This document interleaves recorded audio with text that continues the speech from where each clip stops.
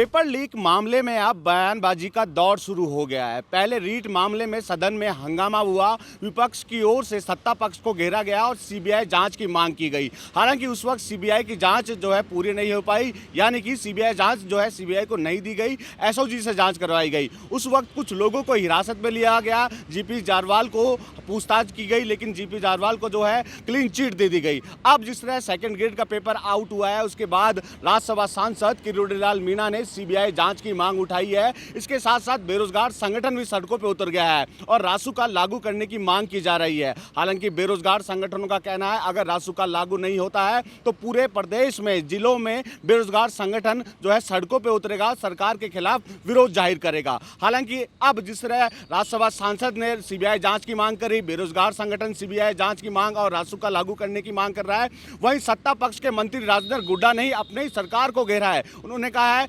सरकार की नाकामी है, सरकार को सीबीआई जांच करवानी चाहिए क्योंकि सरकार के सारे कामों पर कहीं ना कहीं ये पेपर लीक पानी फेरता हुआ नजर आ रहा है। वहीं उपनेता प्रतिपक्ष राजेंद्र राठौड़ ने भी कहा है कि सरकार सीबीआई जांच कराए और मुख्यमंत्री इस पेपर लीक की जिम्मेदारी ले। एक के बाद एक बयान थमने का नाम नहीं ले रहे हैं। वहीं आरएलपी प्रमुख हनुमान बेनीवाल ने भी कहा है मुख्यमंत्री इस पूरे मामले की जिम्मेदारी ले, क्योंकि जब बेरोजगार तैयारी करता है भर्तियों के लिए जो है धरने प्रदर्शन का सहारा लेना पड़ता है और जब भर्तियां निकलती है तो विसंगतियों का हवाला देते हुए कोर्ट में अटका दिया जाता है या पेपर लीक का जो है प्रकरण सामने आ जाता है। अब जिस तरह पेपर लीक का प्रकरण सामने आया है, कहीं ना कहीं इसमें कई राजनेताओं के भी तार जुड़े हैं और खुद राज्यसभा सांसद किरोड़ीलाल मीणा ने भी कहा है कि कई मंत्रियों के नामों का उजागर मैं आगामी समय में करूंगा, क्योंकि पेपर लीक प्रकरण में कई राजनेताओं की शय भी है, प्रशासनिक अधिकारियों की शय भी है। अगर सीबीआई जांच होती है तो इसका दूध का दूध पानी का पानी हो जाएगा और लगातार सीबीआई की मांग को लेकर विपक्ष सत्ता पक्ष को घेरने के लिए तैयार हो गया है।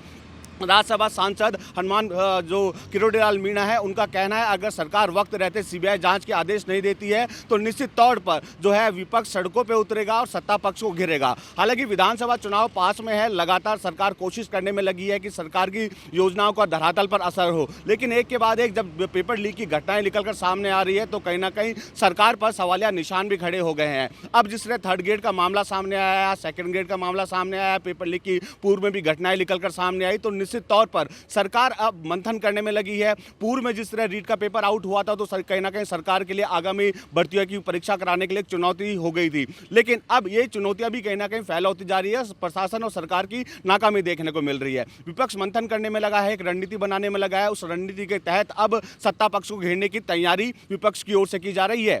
बसंत पांडे, टीवी 9 जयपुर।